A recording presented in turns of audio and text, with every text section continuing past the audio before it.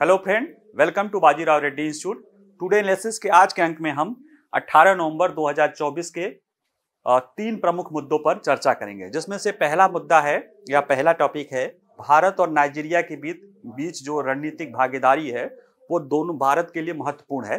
क्यों ये बात चर्चा में है? क्योंकि भारत के प्रधानमंत्री नरेंद्र मोदी नाइजीरिया के यात्रा पे गए थे और किसी भी भारतीय प्रधानमंत्री की 17 वर्षों बाद अफ्रीका के इस सबसे आबादी वाले देश की पहली यात्रा है। तो इसको हम समझने की कोशिश करेंगे। दूसरा मुद्दा है कि भारत द्वारा पहली hypersonic missile, long range hypersonic missile का सफलतापूर्वक प्रक्षेपण किया गया है। यह प्रक्षेपण करने के साथ ही उसे सफलता मिली है। वो भारत के रक्षा प्रौद्योगिकी या प्रौद्योगिकी तंत्र को रूस, चीन और अमेरिका के साथ उसमें शामिल कर रहा है और कहीं न कहीं भारत के रणनीतिक हितों के लिए बहुत ही महत्वपूर्ण ये विकास हुआ है। अब समझ सकते हैं कि पूरी दुनिया में 200 से ज्यादा देश हैं, उसमें से आप 3-4 के लीग में शामिल हो रहे हैं, तो ये आपके लिए बहुत बड़ी उपलब्धि है। तो इसको समझने की कोशिश करेंगे। तीसरा मुद्दा रहा है कि भारत में जेलों में भीड़ बहुत ज्यादा है। एनसीआरबी की डेटा बताती है कि भारत में जेल में जितने कैदियों की संख्या रह सकती है उससे 131% ज्यादा कैदी रह रहे हैं और उसमें से भी 75% से ज्यादा जो है विचाराधीन कैदी हैं, यानी अभी उन पर निर्णय नहीं हुआ है, यानी वो जेल में बंद है लेकिन अभी उनका मामला चल रहा है। तो ऐसे में इन कैदियों की संख्या को कम करने के लिए सुप्रीम कोर्ट की एक कमेटी थी, उसने एक पहल सुझाया था कि विचाराधीन कैदियों को अगर पैरोल पर रिहा किया जाए तो उनकी इलेक्ट्रॉनिक ट्रैकिंग के जरिए इस भीड़ की समस्या को दूर किया जा सकता है, क्योंकि बहुत बड़ी मात्रा में जो है कैदी जेलों में विचाराधीन बंद है। तो हम इन तीनों मुद्दों को समझेंगे और इससे जुड़े हुए प्रश्न हमारे वेबसाइट पे रहेंगे और पीडीएफ भी वेबसाइट पे रहेगा, जहां से जाके आप सॉल्व कर लेंगे। आइए देखते हैं। देखिए, ये भारत के प्रधानमंत्री और नाइजीरिया के राष्ट्रपति हैं। नाइजीरिया देखा जाए तो अफ्रीकी महाद्वीप का एक प्रमुख देश है और वहां पे अगर देखा जाए तो अफ्रीका का सबसे ज्यादा आबादी वाला देश है, सबसे बड़ा लोकतंत्र है अफ्रीका का। भारत दुनिया का सबसे बड़ा आबादी है, दुनिया का सबसे बड़ा लोकतंत्र है और दोनों देशों के संबंध 1960 से ही चल रहे हैं, लेकिन 2007 में तत्कालीन प्रधानमंत्री मनमोहन सिंह ने भारत और नाइजीरिया के संबंधों को स्ट्रेटेजिक संबंध में बदला था। उसके बाद किसी और प्रधानमंत्री द्वारा ये दूसरी यात्रा की जा रही है, यानी 17 साल में यह पहली किसी और प्रधानमंत्री द्वारा यात्रा की जा रही है। और भारत नाइजीरिया का जो रणनीतिक साझेदारी है वो भारत नाइजीरिया के कई सारे विकास को लेकर और अफ्रीका महाद्वीप और इस तरह से देखा जाए तो ग्लोबल साउथ के लिए जो भारत का नेतृत्व करने की भूमिका है उसके लिए बहुत महत्वपूर्ण है। एक बात जो और महत्वपूर्ण है कि भारत द्वारा नाइजीरिया में लगभग 27-28 अरब डॉलर का निवेश किया गया है और भारतीय कंपनियों द्वारा नाइजीरिया की सरकार के बाद सबसे ज्यादा रोजगार प्रदान किया जा रहा है और ये एक महत्वपूर्ण उपलब्धि है। तो आइए हम इसको समझने की कोशिश करते हैं। देखिए, ये नाइजीरिया है, ये अफ्रीका महाद्वीप है, आप देख ही रहे हैं। ये पूरा ये अटलांटिक ओशियन में ये छोटा सा देश है, छोटा क्या देश है, और ये तेल से भरा हुआ है। अबुजा इसकी राजधानी है और भारत के प्रधानमंत्री अपने एक दिवसीय दौरे पर यहां पे गए हैं। प्रधानमंत्री नरेंद्र मोदी 17 नवंबर को नाइजीरिया के राष्ट्रपति बोला अहमद तिनुबू के साथ उन्होंने बातचीत किया और कहा कि भारत नाइजीरिया के साथ अपनी रणनीतिक साझेदारी को उच्च प्राथमिकता देता है। वह रक्षा, ऊर्जा, व्यापार सहित कई क्षेत्रों में संबंधों को बढ़ाने में दिशा में काम करता है। देखिए, द्विपक्षीय संबंधों को रणनीतिक संबंधों में बदलाव जो है 2007 में प्रधानमंत्री डॉक्टर मनमोहन सिंह जी द्वारा किया गया था और उसके बाद नरेंद्र मोदी पहले प्रधानमंत्री हैं जिन्होंने नाइजीरिया की यात्रा की है। द्विपक्षीय संबंध और रणनीतिक संबंधों में थोड़ा सा अंतर यह कि द्विपक्षीय संबंधों में ऐसे संबंधों पर चर्चा की जाती है जो उन दो देशों के बीच के संबंध होते हैं। रणनीतिक संबंधों में उन दो देशों के बीच संबंधों के साथ साथ ऐसे बहुत सारे संबंध जो पूरी दुनिया को प्रभावित करते हैं या उनके अनेक पहलुओं पर प्रभावित करते हैं, उस पर भी बातचीत की जाती है, यानी कि ज्यादा व्यापक पहलू इन संबंधों में आ जाता है।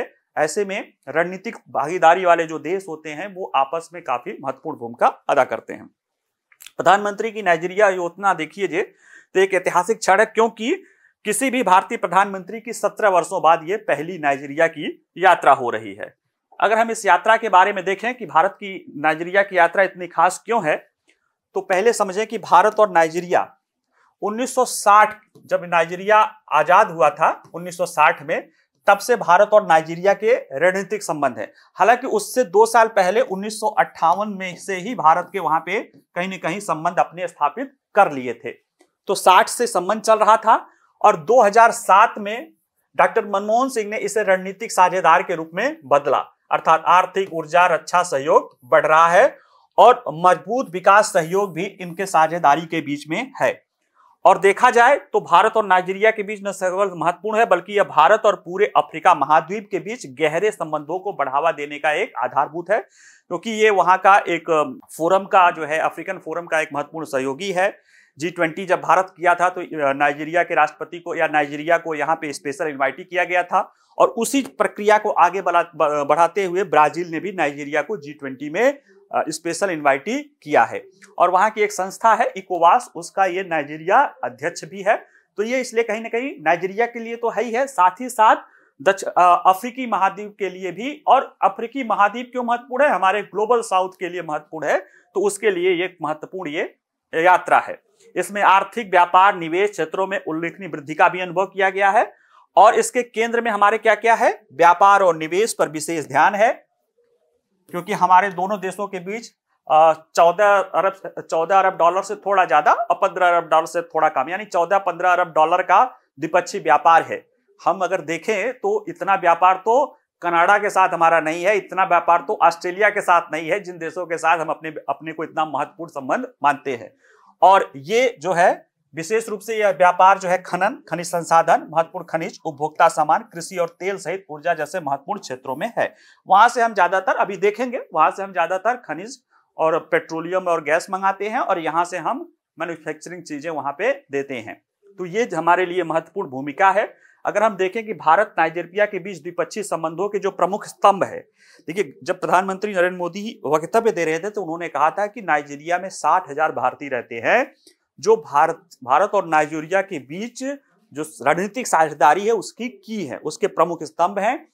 60 के दशक से ही बहुत सारे भारतीय शिक्षक, डॉक्टर, विशेषज्ञ नाइजीरिया में है और ये माना जाता है कि आज नाइजीरिया में 40 से 60 वर्ष के जितने भी लोग रहते हैं उनको वो कहीं ना कहीं भारतीय शिक्षकों द्वारा, भारतीय डॉक्टरों द्वारा उनका इलाज किया गया है, उनकी शिक्षा दीक्षा की गई है। और आज भी नाइजीरिया के लिए भारत प्रमुख चिकित्सा जो है, चिकित्सा पर्यटन न कहके बल्कि वेलबींग जो इकोनॉमी है, वेलबींग डेस्टिनेशन है, यानी बेहतर होने की जो है उसके लिए एक विशेष जो है डेस्टिनेशन है। ठीक है, देखा जाए तो 140 अरब की आबादी वाला भारत और 22 करोड़ से ज्यादा की आबादी वाला नाइजीरिया बहुधार्मिक, बहुजातीय और बहुभाषी समाज वाले बड़े विकासशील देश और लोकतांत्रिक देश हैं। आर्थिक संबंधों की बात करें तो नाइजीरिया भारत के सबसे बड़े व्यापार भागीदारों, अफ्रीका में सबसे बड़े व्यापार भागीदारों में से एक है, जिसका द्विपक्षीय व्यापार 14 अरब से कुछ डॉलर से अधिक है, जिसमें नाइजीरिया से हम तेल और गैस निर्यात करते हैं और भारत से मशीनरी, फार्मास्यूटिकल और वस्त्रों का आयात जैसे क्षेत्र शामिल है।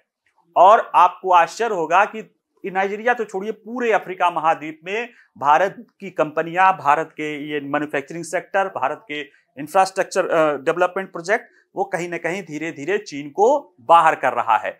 और यह एक महत्वपूर्ण चीज है जो भारत की आर्थिक पहलू के साथ साथ जो उसकी नीतियां हैं कि हमें दूसरे का सम्मान करना चाहिए, वो वाले भाव जो है कहीं ना कहीं भारत को अफ्रीका और उसके देशों में पहुंच बनाने के लिए प्रेरित करती है। हालांकि कुछ चीजें आती रहती हैं, जैसे कुछ एक देशों में समस्या रहती है, लेकिन वो अब जाहिर सी बात है, आप किसी को बाहर करोगे तो वो तो अपना बैक फायर करने के लिए कोशिश करेगा ही। ठीक है, भारतीय कंपनियों ने नाइजीरिया में संचयी रूप से 27 अरब डॉलर का निवेश किया है, जिसमें से 200 कंपनियां पर्याप्त रोजगार प्रदान करती हैं। और देखा जाए तो ये नाइजीरिया की दूसरी सबसे बड़ी नियोक्ता है। सबसे बड़ी नियोक्ता वहां की सरकार है नाइजीरिया की। उसके बाद सबसे ज्यादा रोजगार कौन दे रही हैं? ये भारतीय 200 से अधिक जो भारतीय कंपनियां हैं जिन्होंने वहां पे 27 अरब डॉलर से ज्यादा का निवेश कर रखा है, वो देती है। ऐसे में भारत ने नाइजीरिया को विकास सहायता के रूप में भी 400 बिलियन डॉलर दिए हैं, जो वहां के लोगों को सशक्त करने के लिए दिए जा रहे हैं।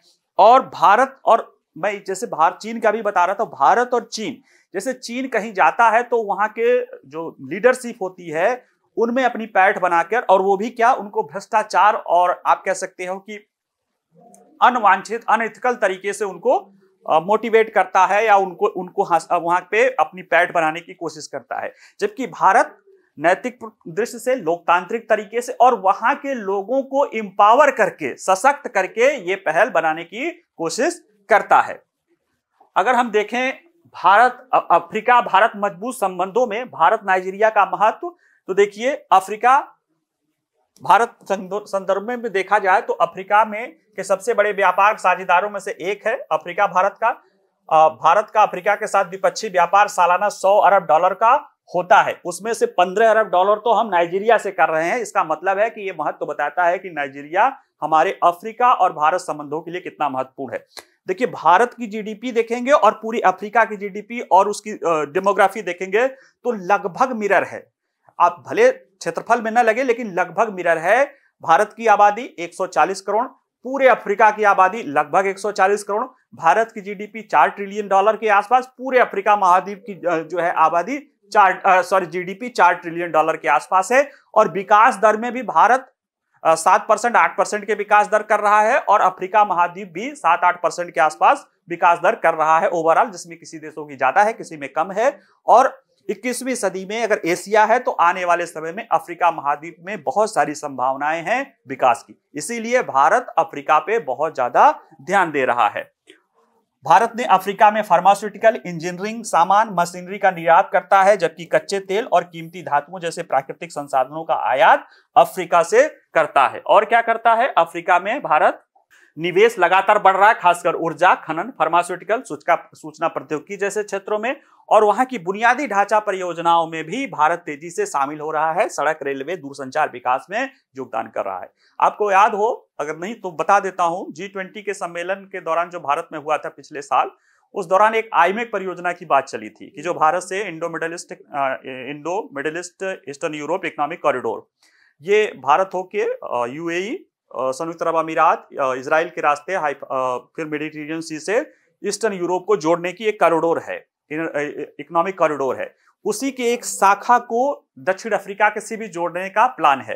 तो कहीं ना कहीं भारत और उसके लाइक माइंडेड कंट्री के लिए अफ्रीका महाद्वीप एक महत्वपूर्ण डेस्टिनेशन के रूप में है और भारत उस चीज को लगातार प्रयास कर रहा है। तो ऐसे में नाइजीरिया की और उसके भारत के संबंधों और अफ्रीका के संबंधों के रूप में यह महत्वपूर्ण है। ठीक है, आयातित ऊर्जा स्रोतों पर निर्भरता को देते हुए भारत ने अफ्रीका में ऊर्जा क्षेत्र में भारी निवेश किया है। नाइजीरिया, अंगोला और मोजाम्बिक जैसे अफ्रीकी देश भारत को तेल और गैस के प्रमुख जो है आपूर्ति करता है। मोजाम्बिक में भारत ने काफी निवेश कर रखा है कि जो कतर जैसे देशों का जो एक रेडिकल इस्लाम जैसी चीजें है, इस्लाम किसी धर्म से बुराई नहीं, जो रेडिकल इस्लाम की जो चीजें है वो कहीं ना कहीं भारत उससे तंग आ चुका है और उससे बचने के लिए इन देशों में अपना एनर्जी डाइवर्सिफिकेशन कर रहा है। और अफ्रीकी देशों को क्षमता निर्माण, बुनियादी ढांचे के विकास, स्वास्थ्य सेवा, शिक्षा पर भी वो कोशिश कर रहा है। ऋण अनुदान और कौशल विकास में भी भारत अफ्रीकी देशों को महत्व दे रहा है। ठीक है, अगला समाचार है जो जिसको लेकर हर भारतीय अपना पीठ एक बार ऐसे थपथपा सकता है। क्यों थपथपा सकता है? क्योंकि भारत की रक्षा क्षेत्र की प्रमुख संस्था DRDO, उसने शनिवार की शाम को 6:55 पे एक पहली हाइपरसोनिक यानी भारत की पहली लॉन्ग रेंज हाइपरसोनिक मिसाइल का सफल परीक्षण किया है। यह मिसाइल 1500 किलोमीटर की रेंज की है और यह मैक 6 तक, कुछ लोग कह रहे हैं मैक 8 या 9, लेकिन अगर मैक 5 से ज्यादा है तो अपने आप यह हाइपरसोनिक में आ जाती है। मैक क्या होता है? ध्वनि की आवाज।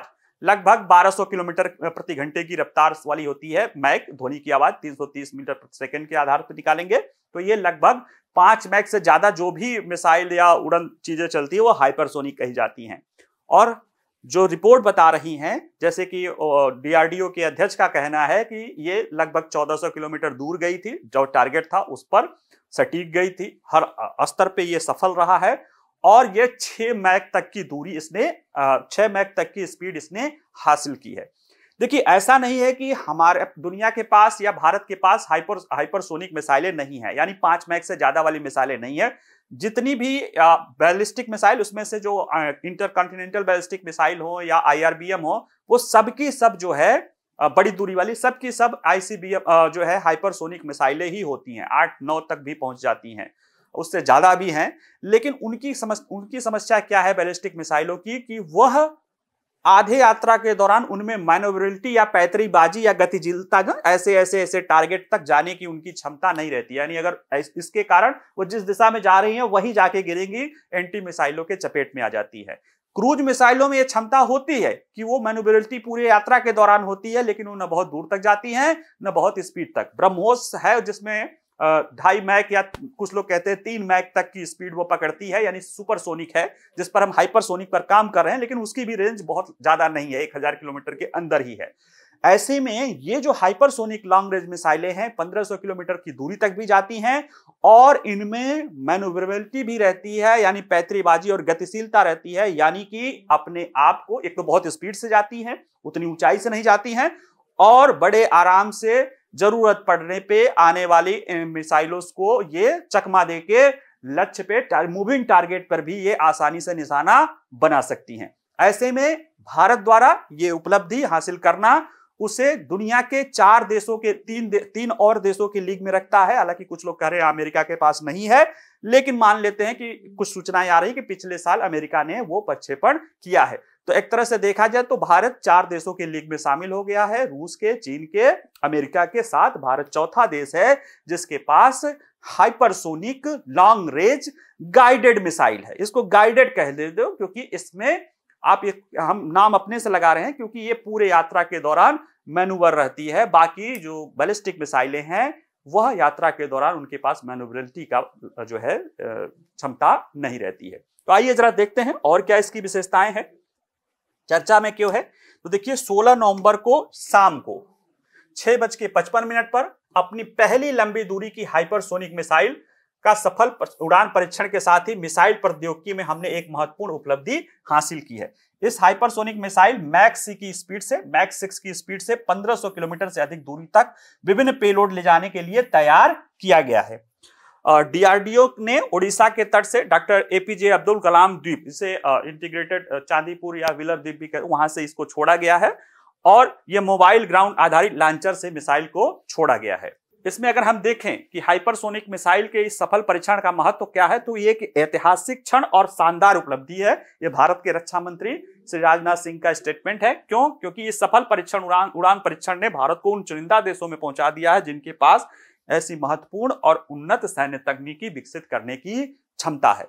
DRDO के अध्यक्ष डॉक्टर समीर V कामत ने कहा कि पहले प्रयास में लगभग 1400 किलोमीटर की दूरी तय की और अपनी सभी उप प्रणालियों को प्रमाणित किया और शानदार टर्मिनल मैन्यूवरिटी भी दिखाई या पैतरीबाजी और गतिशीलता दिखाई। जो इस मिसाइल की खास बात है कि टर्मिनल जब अंतिम समय में पहुंचता है स्ट्राइक करने के पहले, उस दौरान यह मैनूवर है, जबकि बैलिस्टिक मिसाइल में यह गुण नहीं होती। वरना आप ये कह सकते हैं कि जितनी भी बैलिस्टिक मिसाइलें खासतौर से लंबी दूरी की, वो सबकी सब हाइपरसोनिक होती हैं, लेकिन उनमें वो क्षमता नहीं होती है कि वो मैन्यूवर कर सके। इसको थोड़ा सा देख लेते हैं इस तरह से।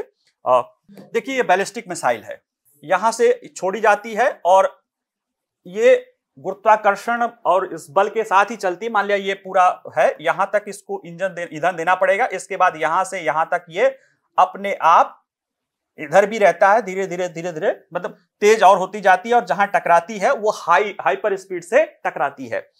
लेकिन इसकी खास बात है कि इधर रास्ते दौरान, ज्यादातर दौरान ये जहां जा रही है, जिस ट्रैक पे जा रही है, उससे बहुत ज्यादा विचलित नहीं हो पाती है, क्योंकि अंतिम में तो इसके पास फ्यूल, विचलित होने के लिए आपके पास सिस्टम तो होना चाहिए, ट्रैकिंग सिस्टम, वो तो ठीक है, लेकिन आपके पास इंजन भी होना चाहिए, ईंधन भी होना चाहिए, जो इसमें नहीं रहता है।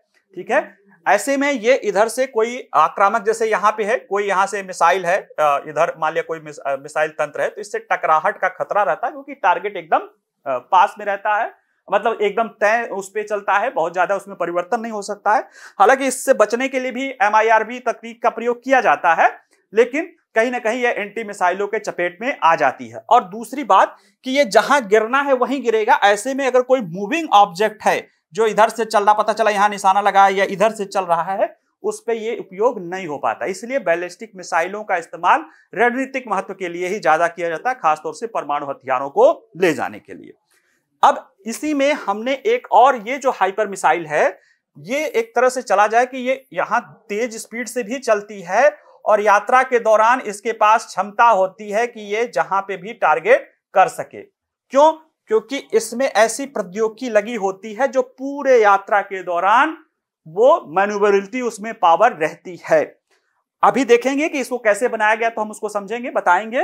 लेकिन ये है कि ये ऐसे में, अब चूंकि ये हिल डुल सकती है, इधर उधर जा सकती है, ऐसे में ये मूविंग ऑब्जेक्ट को भी चोट पहुंचा सकती है। इसलिए यह महत्वपूर्ण है, क्योंकि यह लंबी दूरी पर जाके हाइपरसोनिक स्पीड से मैन्यूवरेबिलिटी भी रखती है और मूविंग ऑब्जेक्ट को भी ये टारगेट कर सकती है। अब आगे देखें कि इसकी और विशेषताओं के बारे में समझें, इसके महत्व के बारे में। तो ये हाइपरसोनिक मिसाइल सिस्टम वर्तमान में किसी भी देश की राष्ट्रीय सुरक्षा के लिए एक गेम चेंजर है, क्योंकि यात्रा के पूरे चरण में यह पैंतरेबाजी या गतिशीलता या मैन्यूवर कैपेसिटी रखती है और अत्यधिक गति और कम ऊंचाई पर उड़ान भरने की क्षमता रखती है, जिससे इसका पता लगाना मुश्किल हो जाता है, उसको ट्रैक करना मुश्किल हो जाता है और मूविंग ऑब्जेक्ट पे कर सकती, खास तौर से एयरक्राफ्ट कैरियर, जिसको समुद्र में किला कहा जाता है, उन पर भी ये आसानी से निशाना लगा सकती है। जबकि बैलिस्टिक मिसाइल का करना इतना सक्षम नहीं होता, क्योंकि वो मूविंग ऑब्जेक्ट होती नहीं है, वो घूमता फिरता रहता है और क्रूज मिसाइलों को नजदीक जाके तब तक वो आप उसके सिस्टम में आ सकते हैं। तो ये कुछ चीजें हैं जो इसके महत्व को बताता है और यह सफल परिणाम आधुनिक रक्षा प्रतियोगिताओं में भारत की बढ़ती ताकत को रेखांकित करता है और देश की रणनीतिक निवारक क्षमताओं को भी करता है। साथ ही में भारत 4 लीग देशों में है, संयुक्त राज्य अमेरिका, रूस, चीन सहित 4 देशों के चुनिंदा समूह में रखा गया है। विशेषताएं क्या है? 5 मैक से अधिक स्पीड से चलती है। देखिए, जो मूविंग ऑब्जेक्ट होती हैं, फ्लाइंग ऑब्जेक्ट होती हैं,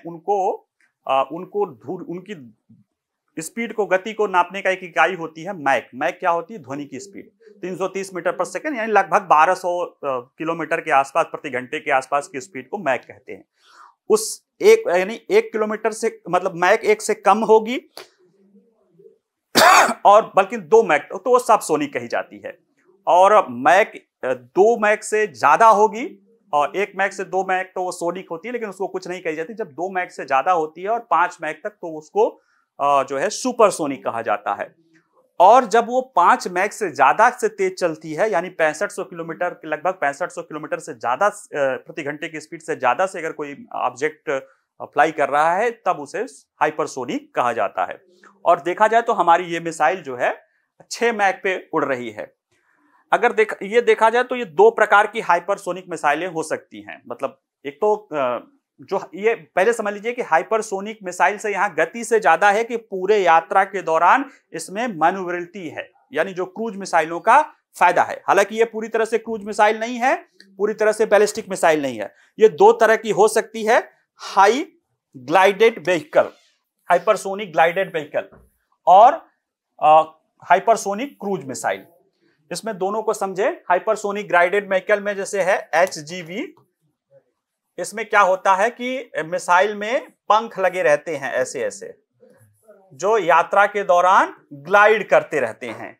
इनके लिए क्या किया जाता है, जैसे जो अपनी ये मिसाइल है, ये भी हाइपरसोनिक ग्लाइड व्हीकल है। इसके लिए क्या किया जाता है कि एक रॉकेट, या आप कह सकते हो कि कोई बैलिस्टिक मिसाइल, जिसमें लग रहा है कि इसमें लग रहा है कि सौर्य का प्रयोग किया गया है, इसके ऊपर एक और मिसाइल गाइडेड ऐसे लगा दी जाती है, जो ग्लाइडेड होती है, जिसमें स्क्रैमजेट इंजन भी लगा रहता है। तो शुरुआत में जब इसे इग्नाइट किया जाता है तो ये बहुत तेजी से ऊपर चलती है, बैलिस्टिक मिसाइल ऊंचाई पे चलती है, और जहां पे ये खत्म हो जाती है बैलिस्टिक, उसके बाद काफी दूरी भी कर लेती है, काफी स्पीड भी कर लेती है, और इसके पास पंख भी रहते हैं, जिससे और स्पीड से ग्लाइड करके तैरते हुए जाती है, नीचे भी तैर सकता है।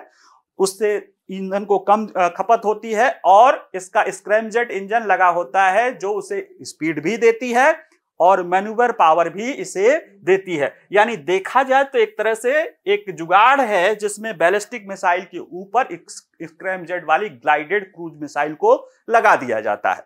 और इसके जरिए ये एक हाइपरसोनिक स्पीड भी प्राप्त कर लेती है और मैन्यूवर कैपेसिटी के साथ साथ ये लंबी दूरी पर जाके टारगेट को हाइपरसोनिक स्पीड से टारगेट भी कर सकती है। दूसरा है जो हाइपरसोनिक क्रूज मिसाइल है, जिसपे एक प्लान चल रहा था कि हम ब्रह्मोस के हाइपरसोनिक वर्जन को भी लाएंगे, क्योंकि हमारी ब्रह्मोस 2.5-3 मैक तक तो जाती है।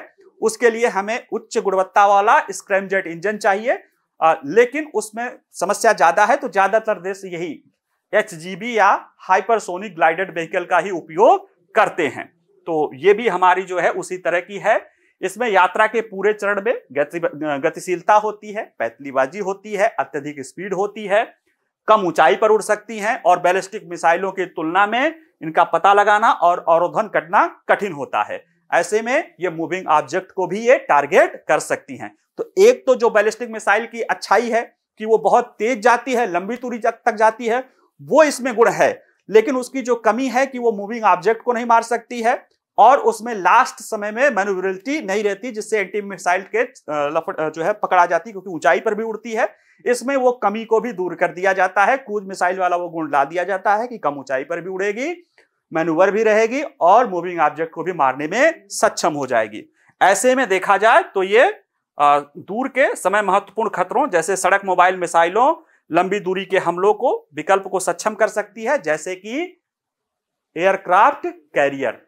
इस मिसाइल के क्षमता को आपके पास आने से आप बड़े आसानी से हिंद महासागर में जो चीन के एयरक्राफ्ट कैरियर के खतरे हैं या किसी भी देश के एयरक्राफ्ट, वैसे तो हमारा जो एडवर्सरी है चीन है जिसी के पास एयरक्राफ्ट कैरियर है, बाकी रूस के पास है तो उसके साथ हमारे अच्छे संबंध है, या अमेरिका के साथ है तो उसके साथ हमारे अच्छे संबंध है। लेकिन यह किसी भी एयरक्राफ्ट कैरियर जैसे मूविंग ऑब्जेक्ट को भी बड़े सटीकता से मार सकता है। क्यों? क्योंकि यह क्रूज मिसाइल की क्षमता रखता है, उससे कई गुना ज्यादा स्पीड से उड़ता है और मैन्यूवरेबिलिटी तो क्रूज जितनी ही रहती है, लेकिन स्पीड के कारण लंबी दूरी से भी हम उसको टारगेट को डिस्ट्रॉय कर सकते हैं, किसको? एयरक्राफ्ट कैरियर को। तो निश्चित रूप से ये भारतीय नौसेना के लिए, हमारे अन्य सुरक्षा के लिए भी और भारतीय नौसेना के लिए भी तो ये एकदम गेम चेंजर है। क्या देश की स्थिति है? तो देखिए, रूस और चीन सबसे आगे हैं। अमेरिका ने भी हाल फिलहाल में ये किया है, इसी श्रृंखला में भारत शामिल हो गया है। 2021 में चीन द्वारा हाइपरसोनिक ग्लाइडेड वाहन को वारहेड ले जाने के लिए सक्षम बनाया गया था। 2022 में रूसी रक्षा मंत्रालय ने कहा कि उसने यूक्रेन में अपना पहला हाइपरसोनिक मिसाइल का इस्तेमाल किया है और भारत अभी कर ही लिया है। और France, Germany, Australia, Japan, Iran, Israel, दुनिया के तमाम देश प्रयास कर रहे हैं, लेकिन है इस क्षमता को अभी सफलतापूर्वक केवल 4 देशों ने ही इसे अपनाया है। तो इसलिए हम जो कह रहे थे कि अपनी पीठ थपथपा सकते हैं, तो थपथपा लीजिएगा। तीसरा समाचार है कि भारत में जेलों में बंद जो बहुत सारी भाड़ है, यानी देखा जाए तो जितने जेल में लोग रह सकते हैं उससे 131% ज्यादा भारत में जेलों में कैदी हैं, जिसके 75% से ज्यादा विचाराधीन कैदी हैं, यानी उन पे मुकदमा अभी चल रहा है। ऐसे में इन जेलों से लोगों को निकाल के, या जो बहुत ज्यादा क्रिमिनल एक्टिविटी में नहीं है, धोखाधड़ी या आर्थिक अपराध या अन्य इस तरह के छोटे मोटे मामले हैं, उनको इलेक्ट्रॉनिक ट्रैकिंग के जरिए पेरोल पे रिहा किया जा सकता है, जिससे जेलों में जो भीड़ भाड़ है उसको भी कम किया जा सकता है।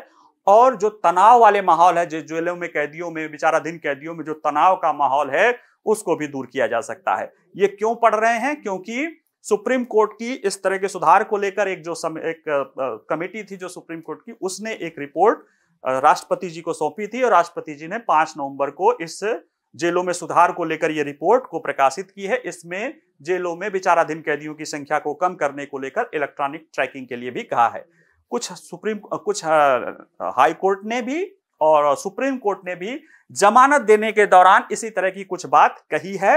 हालांकि सुप्रीम कोर्ट ने जुलाई में अपना निर्णय देकर कहा है कि जमानत के शर्तों के अनुसार इस तरह की जो है ट्रैकिंग करना उचित नहीं है। लेकिन वो थोड़ी दूसरी बात है, ये दूसरी बात है। आइए हम जरा इसको समझने की कोशिश करते हैं। देखिए, भारत की जेल प्रणाली के समक्ष कई चुनौतियां हैं, जिसमें सबसे ज्यादा है अत्यधिक भीड़ भाड़ वाला एक गंभीर मुद्दा। सर्वोच्च न्यायालय के अनुसंधान एवं नियोजन केंद्र की एक हालिया रिपोर्ट में कहा गया है कि जेलों में अत्यधिक भीड़ भाड़ को कम करने के लिए विचाराधीन कैदी, ऐसे कैदी जिन पे विचार हो रहा हो, यानी जिनके मामले अभी डिसाइड नहीं है, कोर्ट में मामले चल रहे हैं, सजा याफ्ता नहीं, जो विचाराधीन कैदी हैं, उनको पैरोल आदि पर रिहा करने के लिए इलेक्ट्रॉनिक ट्रैकिंग उपकरणों का उपयोग करने के लिए पायलट कार्यक्रम शुरू करने का इसमें सुझाव दिया है कि एक पायलट कार्यक्रम के तहत इसे शुरू किया जाए। इस रिपोर्ट को राष्ट्रपति द्रौपदी मुर्मू द्वारा 5 नवंबर को जारी किया गया। रिपोर्ट का नाम क्या है? भारत में जेल सुधार और भीड़भाड़ कम करने के लिए जेल मैनुअल और उपायों का मानचित्रण। इसमें इलेक्ट्रॉनिक ट्रैकिंग की पायलट योजना शुरू करने का सुझाव दिया गया है। रिपोर्ट क्या कहती है? कहा गया है भारत में समुदाय लेवल पे इसकी तत्परता को ध्यान देने की आवश्यकता है और इलेक्ट्रॉनिक निगरानी का एक पायलट रन सबसे पहले कम और मध्यम जोखिम वाले अच्छे आचरण वाले विचाराधीन कैदियों पर किया जा सकता है, जिन्हें पैरोल पर किया जा सकता है। यानी ऐसे कैदी जिन्हें पैरोल पर रिहा करने की संभावना है, पहले उन पर इलेक्ट्रॉनिक ट्रैकिंग डिवाइस का इस्तेमाल करके इसको करें और फिर अगर इसमें सफलता मिलती है, इस प्रौद्योगिकी से उपाय से सफलता मिलती है, तो इसके बाद अन्य कैदियों तक इसे विस्तारित किया जा सकता है। हालांकि इस रिपोर्ट का कह रहा है कि इसमें प्राप्त करने के लिए राज्यों द्वारा की जाने वाली किसी तरह की जो निगरानी है उसके साथ सुरक्षा उपाय किए जाने चाहिए कि लोगों के नागरिक अधिकार का उल्लंघन न हो। रिपोर्ट में कहा गया है कि अमेरिका, कनाडा, ब्रिटेन, मलेशिया और ऑस्ट्रेलिया जैसे देशों द्वारा इसका इस्तेमाल पैरोल पर छोड़े गए लोगों को या जो जमानत पर जो लोग हैं उनको ट्रैक करने के लिए किया जाता है। आवश्यकता क्यों है? तो देखिए, एनसीआरबी की 2022 की एक डेटा है, वो कह रहा है कि भारत की सभी जेलों में कैदियों की संख्या है 5,73,220। ठीक है, 5,73,220, जबकि जेलों की कुल क्षमता कितनी है? 4,36,266। यानी जितनी क्षमता है उससे 131% ज्यादा लोग यहां पे जेलों में रह रहे हैं।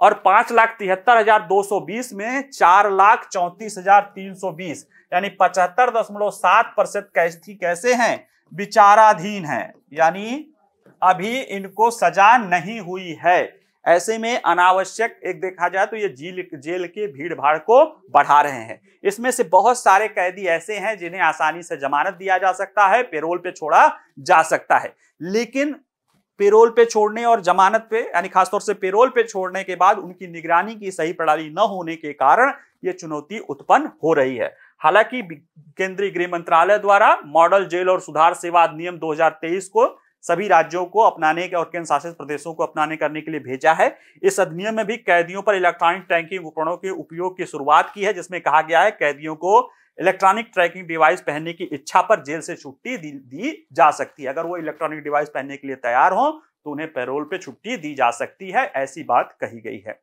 विधि आयोग द्वारा भी 2017 में एक रिपोर्ट आई थी जिसमें यह कहा गया था कि इलेक्ट्रॉनिक ट्रैकिंग में से भगोड़े दरों में कमी होगी और सरकारी बैग में भी कमी होगी। जैसे जेलों पर इतने लोग रह रहे हैं तो उनको खिलाने पिलाने सबकी जिम्मेदारी होती है, तो उसमें भी कमी आएगी। और जो लोग पैरोल पे जाते हैं, भाग जाते नहीं आते, उसमें भी ट्रैकिंग पे उसको करना आसान होगा। हालांकि कैदियों को इलेक्ट्रॉनिक ट्रैकिंग को लेकर न्याय निर्णय के बारे में कहें तो देखिए, जुलाई 2022 में दिल्ली उच्च न्यायालय ने जालसाजी के एक आरोपी को जमानत के साथ एक शर्त लगाया था कि उसे हर हफ्ते गूगल मैप्स का अपना लाइव लोकेशन पुलिस अधिकारी को जमानत डालना होगा। 2023 में नवंबर में सुप्रीम कोर्ट ने भी ये कहा था कि अलवर का एक व्यक्ति था कि वो अलवर की सीमा से बाहर नहीं जाएगा और इसके लिए जांच अधिकारी के मोबाइल फोन से अपना स्थान जोड़कर मोबाइल फोन के माध्यम से वो ट्रैकिंग करवाएगा। तो ये सुप्रीम कोर्ट ने भी इस तरह की जमानत के शर्तों के साथ दिया था, लेकिन सुप्रीम कोर्ट ने ही 8 जुलाई 2024 को अपने आदेश में कहा कि यह प्रथा अस्वीकार है, क्योंकि जमानत की शर्त का उद्देश्य जमानत पर रिहा गए आरोपी की गतिविधियों पर लगातार नजर रखना नहीं हो सकता है। क्योंकि आप जमानत दे रहे हैं तो फिर उस पर गतिविधियों पर नजर रखें, ये उचित नहीं है। लेकिन पेरोल का मामले पर दूसरी चीज हो सकती है। तो जमानत का मामला दूसरा है, पेरोल पर जैसे जिनके अच्छे आचरण है, जो सब कुछ है, उनको छोड़ा जाता है, एक तरह से आप कह सकते हो जेल से छुट्टी पर छोड़ा जाता है। वैसे समय पे उनको आप ट्रैकिंग इलेक्ट्रॉनिक डिवाइस के जरिए कर सकते हैं और उसमें कोई भी दिक्कत नहीं आनी चाहिए। अगर इसको देखें, इसको लेकर समीक्षा की क्या बात है, तो कुछ लोग, कई सारे विशेषज्ञ कहते हैं कि ये अच्छी पहल है, क्योंकि इससे भारतीय जेलों में पहले से रह रहे भीड़ भाड़ कम होगी और जो परिवार के लोगों से मिलने में बहुत अंतर है वह भी, और जिससे कैदियों को असुविधा होता है और मानसिक तनाव होता है, ये सारी चीजें इनको कम होगी। इससे न केवल जेल के ढांचे पर बोझ कम होगा बल्कि कैदियों के मानसिक तनाव को भी कम करने में मदद मिल सकती है। तो कुछ लोग कह रहे हैं ये अच्छी पहल है। क्यों? क्योंकि संख्या में भीड़ भाड़ इतनी ज्यादा है कि लोग अपने परिवार से मिल नहीं पाते हैं। ऐसे में इसको अपनाने से एक तो भीड़ कम हो जाएगी, प्रेशर कम हो जाएगा जेलों पर, और जो कैदियों को जो मानसिक तनाव होता है वहां पे उससे भी बचा जा सकता है। लेकिन कुछ लोग कह रहे हैं कि इसका नागरिक संहिता का संभावित उल्लंघन हो सकता है, क्योंकि इसके जरिए लोगों के निजता का उल्लंघन हो सकता है, खास तौर पर ऐसे मामले जो जैसे ऐसे लोग जो जमानत पे रिहा किए गए हैं। तो यहाँ पे ये ध्यान रखने की जरूरत है कि जो विचाराधीन कैदी हैं, यानी जिन पर जमानत के मामले नहीं चले हैं, उनको, और जैसा कि इस रिपोर्ट में सुझाव दिया गया है कि मध्यम और कम जो है जोखिम वाले जो कैदी हैं जिनका अच्छा आचरण है, यानी जो पेरोल पे छूटे जाने की संभावना है, उनके साथ ये पायलट प्रोजेक्ट शुरू किया जा सकता है। अगर ऐसा होता है तो जो हमारे ओवर क्राउडेड ऑफ हमारी जेलें हैं, यानी 131%, यानी आपकी एक सोचिए कि एक घर में 5 लोगों को रहना है, रह रहे हैं 6.5 लोग, तो ये समस्या जो है जेलों की वो कम हो सकती है, जिससे जो और कैदी हैं, जो बार बार उनको कैदियों को परमानेंट ही रहना है, उनका भी, उनके लिए भी व्यवस्थाएं सुदृढ़ हो सकती हैं। ठीक है, चलिए आज के लिए इतना ही। बाकी वीडियो पसंद आए तो लाइक करिए, शेयर करिए। इससे जुड़े प्रश्न हमारे वेबसाइट पर रहेंगे, जहां से जाके सॉल्व कर लीजिएगा। और बाकी नमस्कार, धन्यवाद।